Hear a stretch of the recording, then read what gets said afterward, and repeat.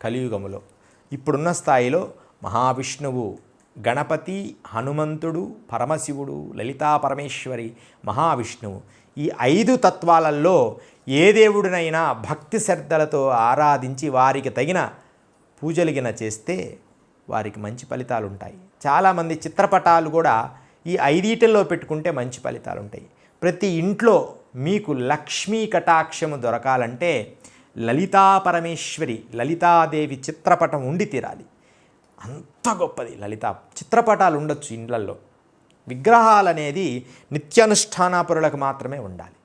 ఇలా మీరు చిత్రపటాలిగిన ఈ 5 మనం పెట్టుకొని ఆరాధిస్తే మంచి సత్ఫలితాలు ఉంటాయన్నమాట.